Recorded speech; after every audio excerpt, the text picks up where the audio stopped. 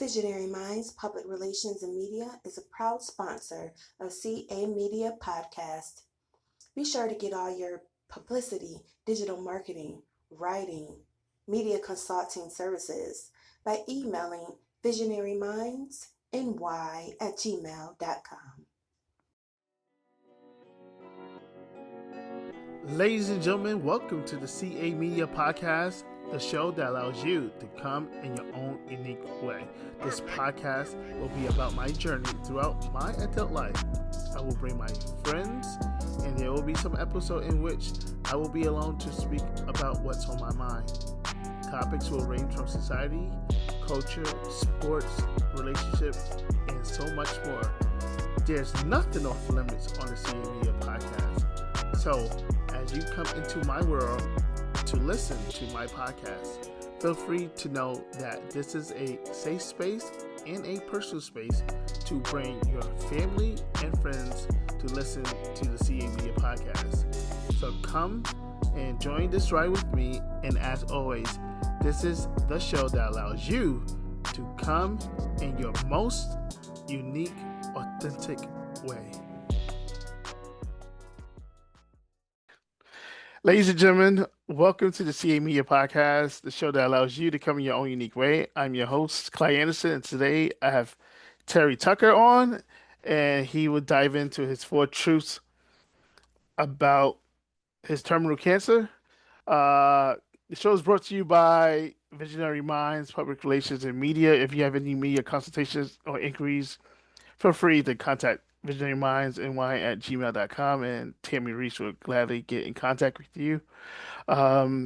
Today, Terry is on the podcast. He is a speaker, an author, a podcast guest, as he is on it right now, and on the topic of mindset and self-development. Among his diverse professional roles, Terry has also been in marketing experience, executive, hospital administrator. Is that correct? Correct. A SWAT hostage negotiator, and for the last 13 years, a cancer warrior. It's a privilege and an honor to have you on, Mr. Tucker. Would you dive in a little bit more about yourself? Sure. Well, first of all, Clyde, thanks for having me on. I'm really looking forward to talking with you today. Yeah, a little bit about me. I grew up on the south side of Chicago. I'm the oldest of 3 boys.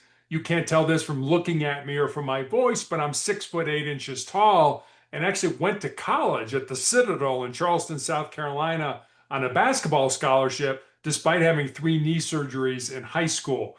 When I graduated from college, I moved home to find a job. I'm really going to date myself now, but this was long before the internet was available to help people find employment. Correct. Fortunately, I did find that first job in the corporate headquarters of Wendy's International, the hamburger chain, in their marketing department. That was the good news. The bad news was I lived with my parents for the next 3.5 years as I helped my mother care for my father and my grandmother, who were both dying of different forms of cancer. After Wendy's, I actually went to work for the hospital that cared for my father and my grandmother. I thought they did such a great job. I wanted to be part of that organization. And then at 37, made the major pivot in my life and became a police officer. And as you mentioned, part of what I did was I was a SWAT hostage negotiator. After that, I started a school security consulting business. I coached girls' high school basketball when we lived in Texas. But for the last 13 years now, I've been battling a rare form of cancer, a rare form of melanoma. And then finally, my wife and I have been married for 32 years. We have 1 child, a daughter, who's a graduate of the United States Air Force Academy and is an officer in the new branch of the military, the Space Force.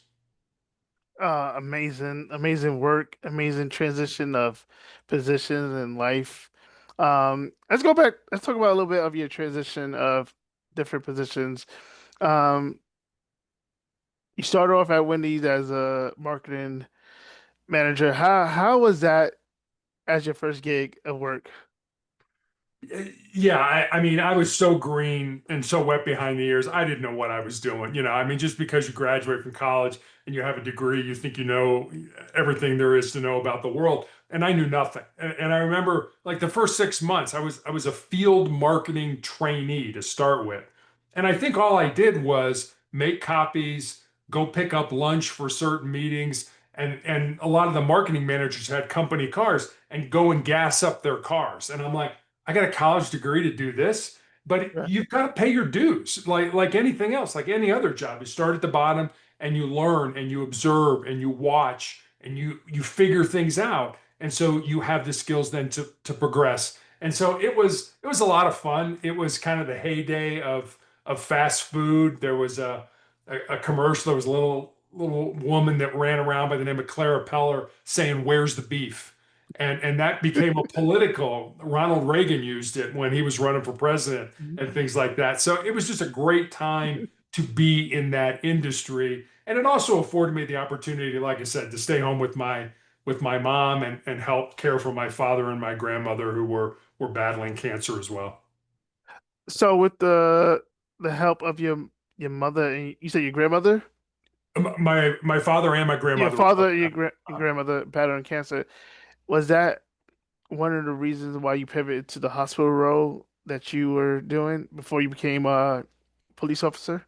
It actually is. I mean, I kind of felt I was at the hospital so often with the two of them in and out over the 3.5 years that it took them both to die that I wanted to be part of that organization. They got exceptional care during their time when they were in the hospital. I met great doctors, great nurses, great therapists, and things like that. And I thought, they figured it out. They get it. And I don't think I figured it out yet. So I'd like to be part of this organization so I could figure it out.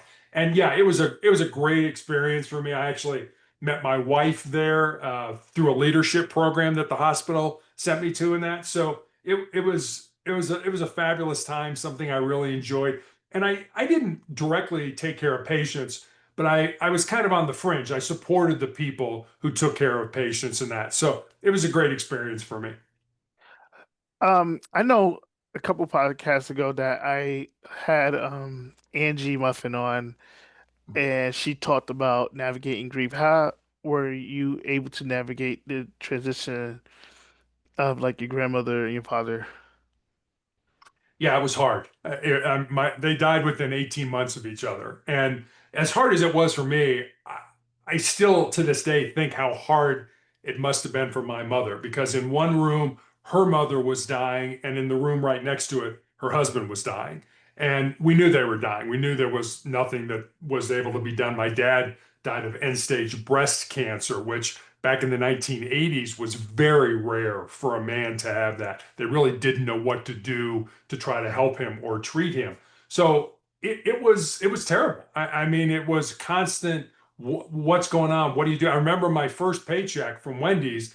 I ended up buying I went to Radio Shack. I don't even know if Radio Shack still exists anymore, but I went Nah. to Radio Shack and I bought a cordless telephone and I put the base next to my father's bed and I took the handheld part and I put it next to my bed at night. And so if my dad needed anything, he could just hit a button and my area or my little receiver would buzz or beep and I would go and help him out. And so it was literally I would get up in the morning when I would go to work. I would empty his urinal. That was the first thing I did. I would take a shower, get dressed, go to work.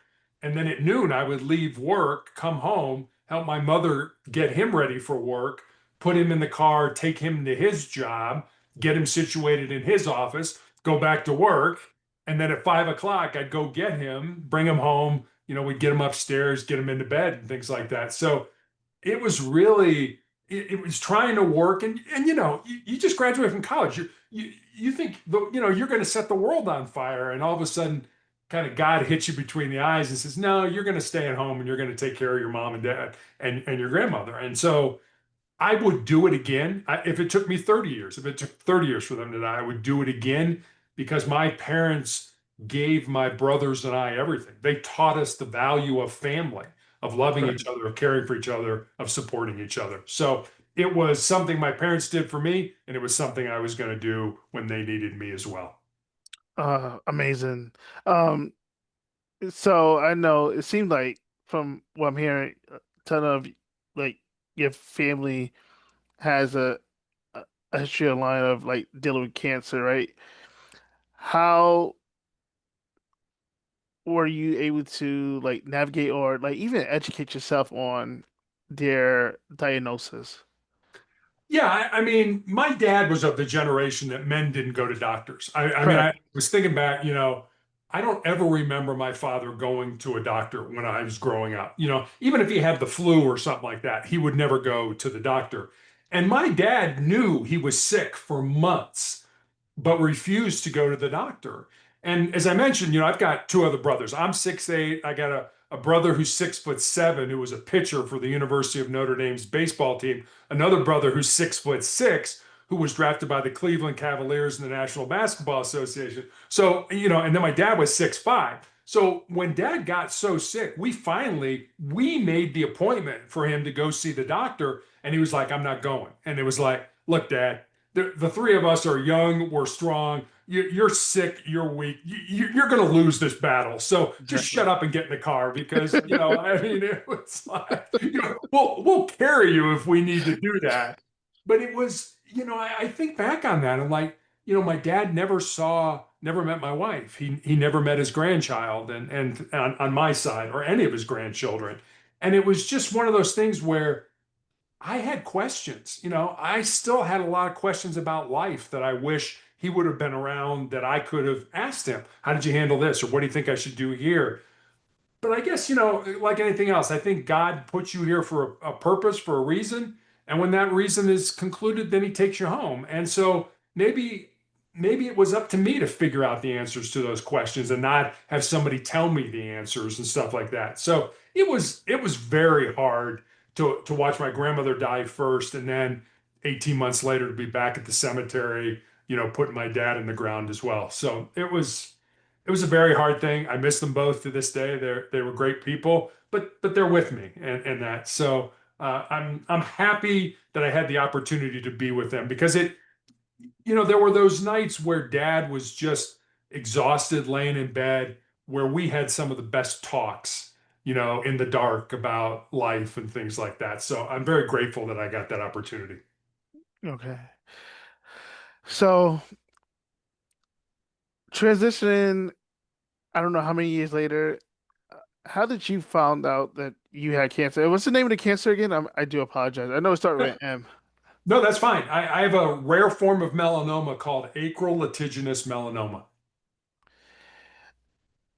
Can you describe that a little bit more to the listeners, if Sure. possible? So I'll kind of tell you how it came about for me. As I mentioned, one of the jobs I had was I was a girls' high school basketball coach, and I had a callus break open on the bottom of my left foot, right below my third toe. And Clyde, initially, I didn't think much of it. As a coach, you're on your feet a lot, so I really didn't think much of it. But after a couple weeks of it not healing, I made an appointment and went to see a podiatrist, a foot doctor friend of mine. And he took an x-ray and he said, Terry, I think you have a cyst in there and I can cut it out. And he did. And he showed it to me. It was just a little gelatin sac with some white fat in it, no dark spots, no blood, nothing that gave either one of us concern.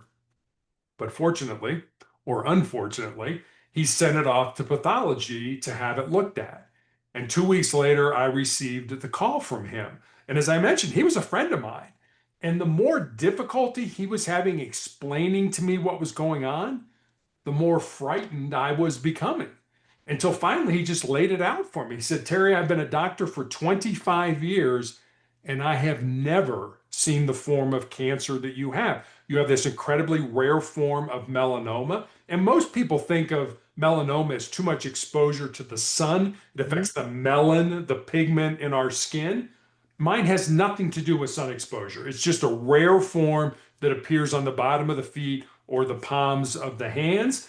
And because my cancer was so uncommon, he recommended I go to MD Anderson Cancer Center in Houston and be treated. And that's how it all started. So, so, and that's the start of the 13-year journey. Correct. So let's dive into your four truth. And so one of your four truth is to control your mind or it will control you. Like, what have been some of your best effective strategies to control your mind during these difficult times? Sure. So I learned early. I mentioned I had three knee surgeries when I was in high school. And I remember when I went back playing basketball after those knee surgeries, that my brain was putting all kinds of negative thoughts into my mind.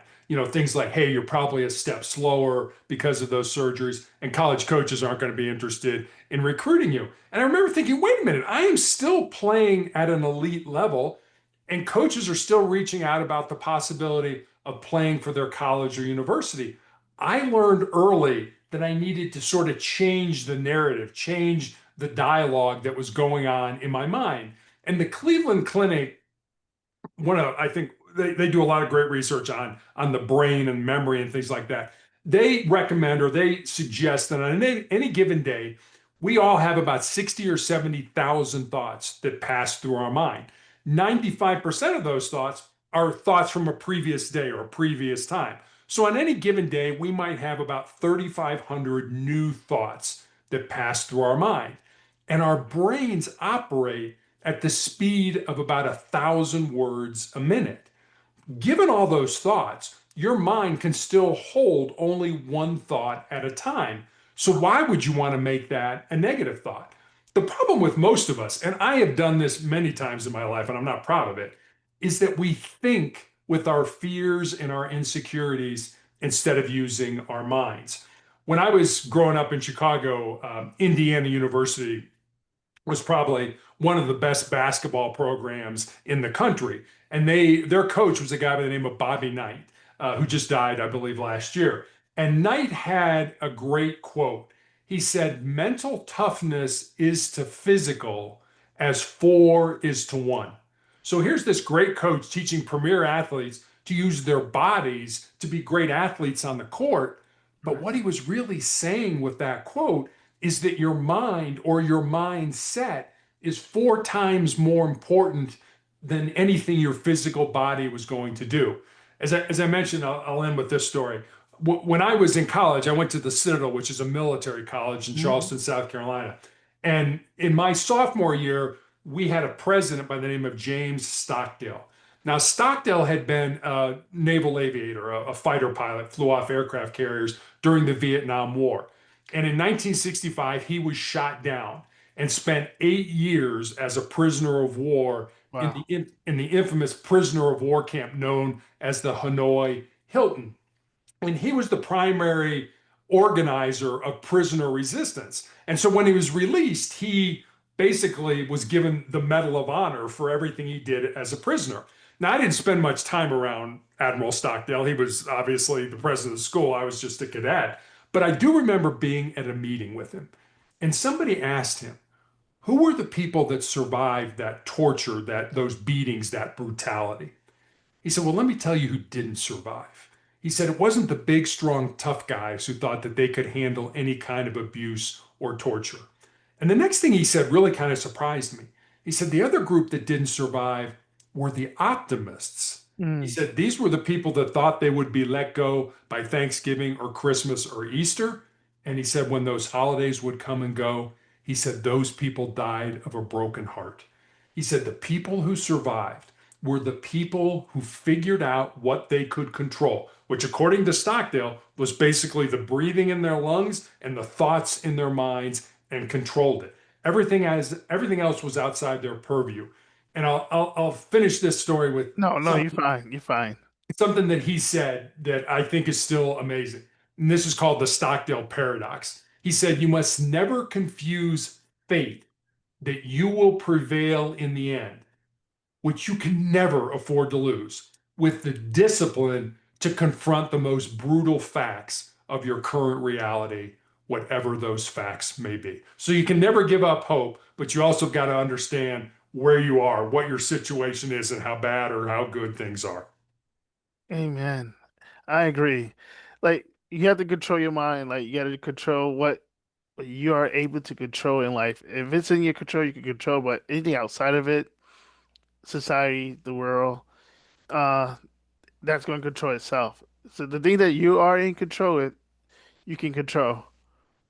Yeah, and but how do you know that? And one of the things that I do I'll recommend this to your audience. It's a real simple exercise. If something's bothering you, just take a piece of paper and write down every single thing that's bothering you about whatever that issue is. And once you have everything down on a piece of paper, as you said, go through and cross out everything that you have no control over.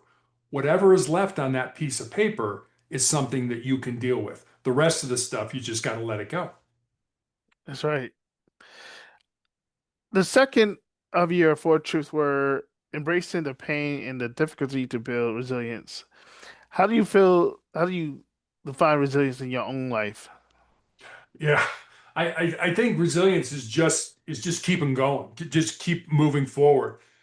And I think the problem we get into is that our brains are hardwired to avoid pain and discomfort and to seek pleasure. So to the brain, the status quo, the way things are right now, hey, it's comfortable, it's familiar, just leave it alone. Clyde, we know this. The problem is we all know the only way you're going to grow, the only way you're going to improve, the only way you're going to get better is if you step outside those comfort zones and you do things that make you uncomfortable. My players, when I was coaching basketball, Hmm. they would pretty much tell you. I used to always tell them, you need to become comfortable being uncomfortable. But how do you do that? Well, let me offer this suggestion because I try to do this every day of my life. Every day, try to do at least one thing that scares you, that makes you nervous, that makes you uncomfortable, that's potentially embarrassing. It doesn't have to be a big thing. But if you do those small things every day, when the big disasters in life hit us, they hit all of us. We lose somebody who's close to us. We unexpectedly get let go from our job. Like me, you find out you have a chronic or a terminal illness. You will be so much more resilient to handle those things when they present themselves. Amen. How would you say embracing the pain? What does that look like in practice? That means do things that you don't like. For example, when I take a shower, I think the jury is still out scientifically on cold water therapy in terms of what exactly it does for your body. But I will take a shower at night and then I will turn the water as cold as it can possibly be. And I will sit underneath that water for 2 to 3 minutes. I hate it. It's terribly uncomfortable, but it also prepares me, I guess, for the times when I have to go for my therapies at the hospital, when I'm throwing up, when I'm shaking, when I have a fever and all that stuff. So it's doing those things that are uncomfortable when I don't have to, so that when I have to do uncomfortable things, I'm much more prepared for those things. Amen. Would you Do you think our culture is tries to avoid discomfort too much? And how do you think people can get better with the hardships as a catalyst of growth? I do. I do think that we don't expect to have any adversity in our life. Especially younger people. I got to have a safe space, especially when they're in school. And I would say, why? Isn't school, whether it's high school or college, and I'm not talking about physically, safe space. Isn't high school or college a time to test your limits, to test what you believe in, to test your faith, to test your values and things like that? That's when those things should be tested. But it seems like younger people are like, no, no, it's always I've got to be safe. I can never have my values or anything that I hold dear tested. No, that's when you need to have them tested so that in your life what's foundational, that's not going to move. It's your rock and things like that. And I don't think people do that. Now, understanding that, if you're a person that has just a little bit of grit, that is willing to go for something, you'll be so much further down the road than all those people that never even start to do things. I love the quote from Jerry Rice, who was a wide receiver for the San Francisco 49ers. He's in the Hall of Fame. He had a great quote. And he said, today I will do what others won't so that tomorrow I can do what others can't. So if you're willing to do the thing, I mean, you look at a guy like Kobe Bryant, I mean, the guy was amazing in his work ethic on how all these guys are sleeping in and he's getting up early, getting in an extra hour or two of practice. Well, you take an hour or two of practice every day over 365 days. how much better are you going to be? And I don't know who came up with this, but there's sort of that old, it's not really old, I guess it's relatively new, that if you want to be great at something, spend 18 minutes a day working on that. Think about that. 18 minutes. That's all. I mean, how much time do we waste on social media, scrolling through Facebook or something like that? If you Right. took those 18 minutes and whatever it is, you want to write a book, you want to learn to play piano, you want whatever it is, you want to learn to cook, whatever you want to do, spend 18 minutes a day. At the end of a year, you will be incredibly accomplished at whatever it is you're trying to do. I firmly agree with that. I believe that, even to be really an expert at something, you need at least 10,000 hours of doing that line of work, i.e. podcasting, i.e. playing a musical instrument, or even studying baseball or studying film. Like I know in life, well, in sports, to be a Hall of Famer, you have to get 3,000 hits. 3,000 hits is the equivalent out of 10,000 at bats is 3,000, but you could bat 3 for 10 and get into the Hall of Fame. Like, but if the only way you to do it is by putting in that work, so you could be a 62nd round pick in 1988, like Mike Piazza, and make Yeah. it to the Hall of Fame. Well, I love the quote. Usain Bolt was, he may still be, I don't know if he is, the fastest man in the world. He broke it was like 9.58 100-yard Something like dash. that. Yeah. Yeah. And he has a great quote. He said, I spent 4 years learning how to run 9 seconds. And so many people give up on their hopes, their dreams, their aspirations after just a few months. So, I mean, think about that. I spent 4 years learning how to run 9 seconds, but people give up and they do, they quit. Mhm. That's why I said, you can't do anything about anybody else, but you can do something about yourself. You can figure out people who need to be around you that are going to help you be better. You can decide to get up early. I read a statistic that a third of all Americans hit the snooze button on their phone at least twice every morning. So that's what, 30 minutes if every 15 minutes. So that's twice. So that's 30 minutes that you're really sleeping in and you're really not getting good sleep if you do that. What if you took that 30 minutes and meditated or went for a run or learned to be a podcaster or read a book or whatever it is? That's 30 minutes. Going back to 18 minutes to be great at something every day. That's almost half right there. Just don't Exactly. hit the snooze button. It's not hard to do, but people aren't willing to do it because it's uncomfortable. Uncomfortability is where people grow. You do not grow when things are great and happy and everything's wonderful. Absolutely. I can attest to that. There was a time in my life where like I like this current move. Like I was living upstate in New York and I took a job downstate to for a different position. I knew of the position, but I knew of it through other people, seeing other people at work doing it. Yes, it was uncomfortable moving back to New York City. I was comfortable being upstate New York, and me making taking that risk and stepping out on faith allowed me to flourish with the position that I currently have. That took me understanding the position. That took me having great managers to teach me as well. It also took me learning what I needed to do to be a great worker in my field. So, yes, it may have been uncomfortable moving back to a fast life in New York City, but the comfortability of me taking the risk, going back home with the family, uh, allowed me to thrive in my current position.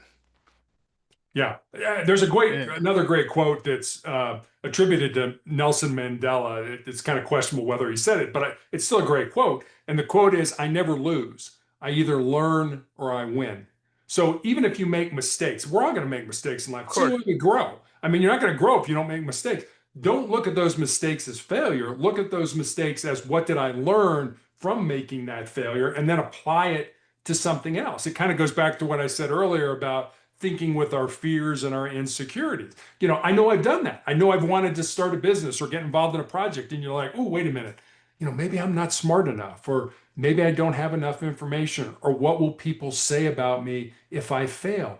That's thinking with our fears and insecurities. That's not thinking with our minds. And I always tell, especially young people, if there's something in your heart, something in your soul that you believe you're supposed to do, but it scares you, go ahead and do it. Because at the end of your life, the things you're going to regret are not going to be those things you did. They're going to be those things you didn't do. And by then, it's going to be too late to go back and do them. Amen. The third of your truths were, what you leave behind is what you weave in the hearts of others. How can someone start living with a legacy mindset today, regardless of their current circumstances? I think it comes down to one word, and that word is service. You have to give of yourself. There's when I was growing up, and you may be too young for this, but there was a television host by the name of Fred Rogers, Mr. Rogers' Neighborhood. Heard of him? I mean, everybody kind of Yeah, knows. I watch the shows. Yeah, exactly. Okay, all right. I gotta be careful because sometimes it's like, what are you talking about? I don't, it's like, okay, I'm old, so I remember Fred Rogers. Fred Rogers died in 2003, and his family was going through his effects, and they found his wallet. And inside his wallet was a scrap piece of paper on which Mr. Rogers had written 4 simple words: life is for service. Clyde, I'm sure there's people and there's people I know that kind of feel like they're born empty. And that when they get out of school and get into life, whatever that looks like for them, that then their job is to fill up their empty self. I've got to make the most money. I've got to drive the nicest car. I got to live in the nicest house. I've got to have all the latest gadgets and gizmos. And what I found is we're not born empty. We're Correct. all born full with Correct. whatever we need to be successful in life already inside of us. We just need to find it, pull it out, and use it for our benefit. So our Correct. job or our goal in life should not be to fill ourselves up. Correct. Goal in life should be to empty ourselves out with our unique gifts and talents, certainly for the betterment of ourselves, but also for the betterment of our families, our friends, Correct. and our communities. How would I think? What are like some of the people that woven you and meaningful into your heart during your journey of having this terminal cancer? Yeah, I mean there are so many. I mean there are people that when I got cancer, I was 100% sure that they would be there for me, that they would they would be in the foxhole and wouldn't run. That were like, ooh, Terry, you're 51 years old. You've got terminal cancer. I can't deal with this. I have to kind of distance myself from you. And then there are people who I never expected to be there for me that have never left my side in the 13 years. And Clyde, let me say this, and if nobody remembers anything else I say today, remember this. I think this is incredibly important. It's more important who you work with and who you work for than it is the work that you do. Find people that care about you, find people that want to invest in you, find people that want to see you succeed in life. Hitch your wagon to those people and climb your mountains together.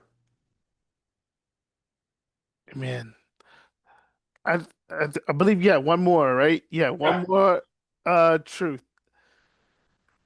Which Yeah, the last one, as long as you don't quit, you can never be you can never be defeated. And I think that's fairly self-explanatory, but the way that kind of resonates with me is this. Someday my cancer, my pain is going to end. It may end through surgery. It may end through some new medication being developed. Quite frankly, it may end when I die. But if I quit, if I give up, if I give in to pain, then pain will always be a part of my life. So I try not to give into it. I use it to make me stronger. I think of pain as, instead of running from it, flipping it inside of you, burning it as fuel, using it as energy to make you stronger and more resilient. Have there been like moments that you felt like you was close to quitting, and how and what kept you pushing through? Yeah, that's a great question. Yes, many of those times. I mean, when I was first diagnosed, they told me that I would probably be dead in 2 years, that they had nothing to offer me other than surgery. If the cancer was somewhere they could cut it out, they would cut it out. Otherwise, we don't really have anything to offer you. So they put me on this drug called interferon.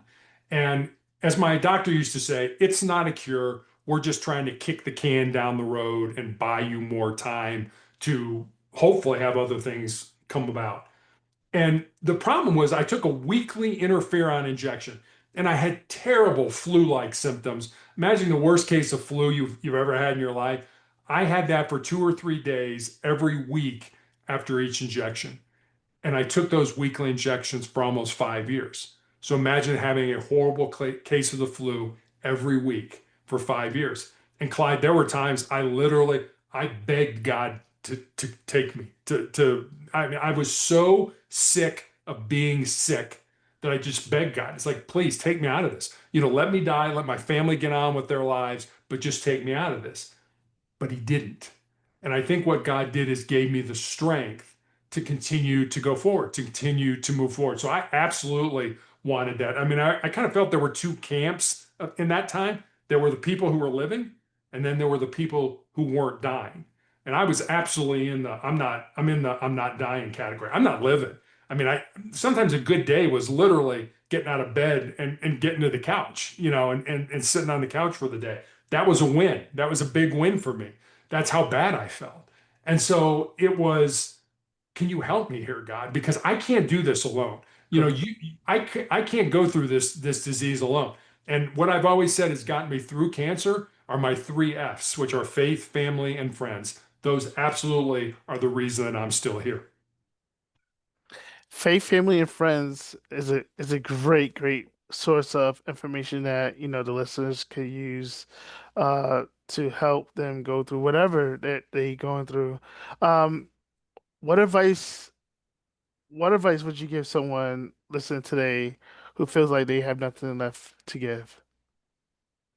Um, I guess let me tell you two stories that I think will answer that question. First one, true story, happened back in the 1950s at Johns Hopkins University, and there was a professor there who was doing an experiment with rats. And as soon as I say that, like, oh God, he's going to tell a rat story. Yeah, I'm going to tell a rat story. So like, hang with me here. So he wanted to see how long the average rat could tread water. So he put rats in a tank of water that was over their head. And the first group of rats, basically, they all sank and drowned within 15 minutes. And I know that's kind of cruel, and by today's standards, we wouldn't probably allow that. But this was back in the 1950s, remember? And so then he took a second group of rats and he put them in the exact same tank of water that was over their head. But he watched them this time. And just as they were getting ready to sink and drown, he reached in, grabbed them, pulled them out, dried them off, and let them rest for a while. And then he put the exact same rats in that exact same tank of water. And on average, the second time around, those rats treaded water for 60 hours. Oh wow. Now think about that. First time, 15 minutes. It's not Mhm. like, you're going to flunk a test or you're going to lose your job or your marriage is going to fail. You're going to die. Your life is going to be over. And the second time around, 60 hours, which taught me two things. Number one, the importance of hope in our lives. That if we know we're doing the right thing, maybe not today, maybe not this month, maybe not even this year, but if we know we're doing the right thing, there's a good chance we'll get to where we want to be somewhere down the road. Nothing's 100%, but there's a good chance. And the second thing it taught me was just how much more our physical bodies can handle than we ever thought they could. Now, don't get me wrong. I think we all have a point where it's our breaking point. We can't go on. But that breaking point is so much further down the road. And the reason we quit, we stop, we give up, is because our brains, going back to, control your mind or your mind Blow will your mind. control you, because our brains are telling us, hey, this hurts, it's uncomfortable, stop it. And we do, but we don't have to. We can push through that pain. So that's one story. And then the other story happened to me a couple years ago. There was a young nurse who was learning how to do things, already a nurse, but about 25 years old, how to do things on the unit where I was being treated. And about 6 months later, she was taking care of me by herself. And she came in and she was like, Terry, I've got a story I want to tell you, but I don't know how to tell it to you. And Clyde, I didn't know how to respond to that. I mean, what do you say to somebody that says something like that to you? So I said, well, I hope you decide you want to tell me. I said, I think I would enjoy hearing the story. So the next couple hours, she's in and out. And finally, she comes in, sits down. She's like, all right, here's the story. She said, when I first met you, I was going to get out of nursing. I'd had a very good friend of mine die. I was in a really dark place. I talked to my family. I was going to quit nursing and I was going to go to work for Amazon. And she said, then I met you. And I saw what you go through every time you come for your treatments, how you have these terrible reactions. And then I went back in your file while I was caring for you and I read everything you'd been through. You had your foot amputated, your leg amputated, you had all these things happen. And she said, when I finished reading your story, I knew I was where I was supposed to be. Now, Clyde, if she would have never told me that story, I would have had Right. no idea that my life had had a positive impact on anybody. I can promise your audience, if you're listening to, there's somebody out there that is watching how you handle your adversity in life and would give almost everything they have just to walk 5 minutes in your shoes. So don't think your story doesn't matter. Don't think your life doesn't matter. There are people watching you. Many of those people you probably don't even know. Amen. I'm in firm agreement with you on that. Um, one final question before we do like a rapid fire. Um, what are you grateful for today? Oh, so much. I mean, everything. I was supposed to be dead I was diagnosed in 2012. I was supposed to be dead in 2014. I've got to see my daughter graduate from high school. I've gotten to see my daughter graduate from college, walk across the stage at the Air Force Academy and shake hands with the President of the United States. I've got to walk my daughter down the aisle when she got married. I mean, the faith I have in God just grows every day because He allows me another opportunity to do His will. And that's kind of how I view Amen. this. It's like, God, use my infirmity, use my cancer to show people your love, your mercy, your grace, your peace, your healing. So that my family and my friends, I'm incredibly grateful for. And just every life I touch is something that's important to me. I've been asked, how do you want to be remembered? Client, I don't want to be remembered. I could care less about being remembered. 100 years from now, nobody's going to remember I was even here. But what I'd like today is to have those deep connections with people. There's a psychology professor at the University of Chicago who does this experiment with his students. The idea is you go out and get on a bus, and in 3 questions, you go deep with somebody. So you get on a bus, sit down next to somebody. First question, hey, how you doing? Oh, I'm fine. How are you? Second question, and I'm just making this up. What do you do for a living? Oh, I'm a doctor. Okay. Third question, have you always wanted to be a doctor? It doesn't matter what they say. They could say, no, I grew up on a farm and I wanted to be a veterinarian, but X, Y, and Z happened. Or my mother was a doctor, but died of breast cancer when she was 40. So I'm honoring her memory by being a doctor. Whatever they tell you, now they're telling you their purpose, their why, their mission in life. And we don't do that with people. Social media allows us to stay on the surface. I want to go deep with people. I want to understand what makes them tick, which is why I ask a lot of questions. I appreciate it. I appreciate having you on the podcast. Uh, Terry, your four truth. One, to control your mind, or it will control two. It will control you. Number two, embrace the pain and the difficulty to build resilience. Number three, what you leave behind is what you weave in the hearts of others. And number four, as long as you don't quit, you can never be defeated. Terry, I do appreciate you joining the podcast. Would you like to do the rapid fire questions before I'd I love to. allow Yeah. you to promote your book? Um, all right, cool. It's going to be a minute. I'm going to think of questions at the top of my head, and then you just give me your best response. Okay. First question is, what's your favorite coffee? I don't drink coffee. You don't drink coffee? I've never drank coffee in my life. No. I'm thinking that's a coffee mug, and No, it's just a water. I just got water in it. So it's no coffee. Sorry. okay. Uh, favorite place you traveled? Favorite place I've traveled. I have never traveled outside the United States. I think the I went to college in Charleston, South Carolina. I think it's a beautiful city. I would say Charleston, South Carolina. Okay. Favorite restaurant to get food at? Oh, this is a no-brainer. There's a little small pizza shop at 84th and Pulaski Street in Chicago called Vito and Nick's. Vito and Nick's large sausage pizza absolutely would be where I would go. Are you a Cubs fan? I am a Cubs fan, even though I grew up on the South Side. I should be a Sox fan. Yes, I am a Cubs fan. Who's your favorite Chicago Cub player? Um, oh, who the heck? Uh, Gee, You got Shanto, you got Sosa, you got Kerry Woods, you got Mark Pryor, you got I actually have. I don't Derek have it up, but Lee. I have an autographed picture of Mark Pryor, so I'm going to say Mark Pryor. Okay, okay. Thank you. Thanks for helping me out I on that. think he currently he's like, if I'm not mistaken, I think he's the current pitching coach for the Dodgers. Is he? Okay, Yeah, cool. yeah, yeah, yeah. I didn't Yeah. know that. Yeah. Um, favorite landmark in Chicago, Illinois. Buckingham Fountain. Okay. If you had to meet three people in your life, living or transition, who would you want to meet and why?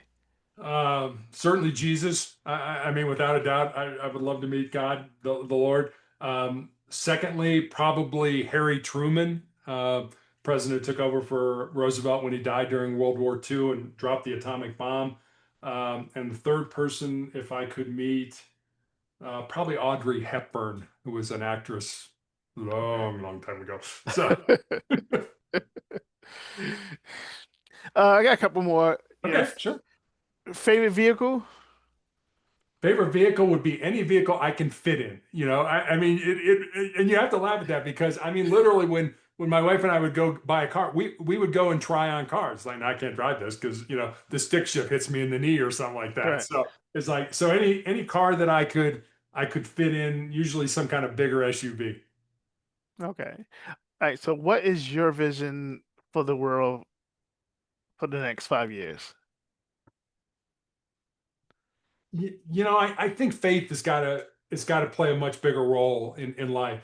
And my middle brother has been the president or principal of the Catholic high school that we attended many, many years ago. For the last 30 years, he's been doing that. And we were talking about a month ago, and we were talking about faith, and they survey the students, and the students come from all over Chicago, and it was like, how many of you believe in God? How many of you go to church? How many do?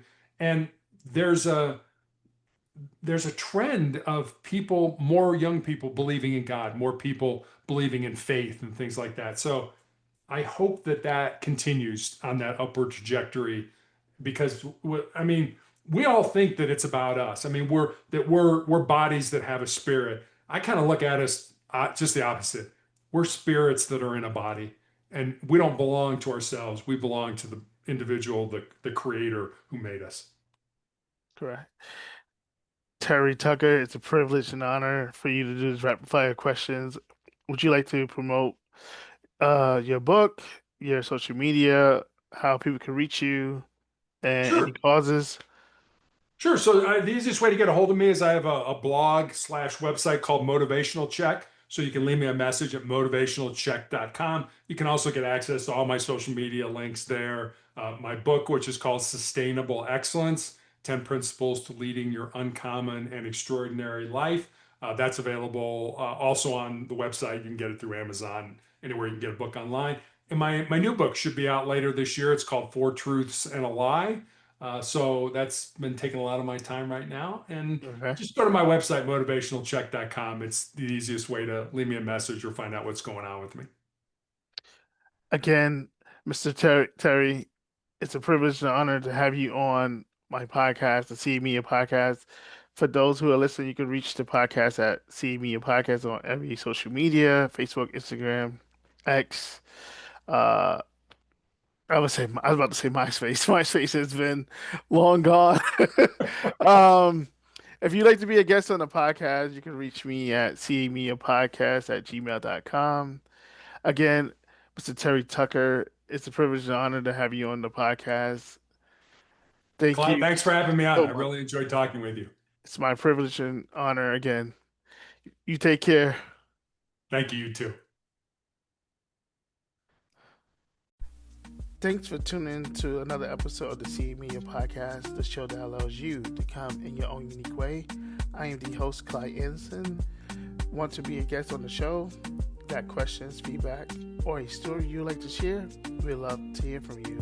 Email us at camediapodcast@gmail.com. Follow us on all platforms at CA Media Podcast. Listen and subscribe on Spotify, Apple Podcasts, iHeartRadio, Amazon Music, and wherever you stream your podcast. Don't forget to like, share, and leave a review. It helps us grow and keep bringing the conversations that matters. Until next time, stay connected, stay inspired, and always remember, we are the show that allows you to come in your own unique way.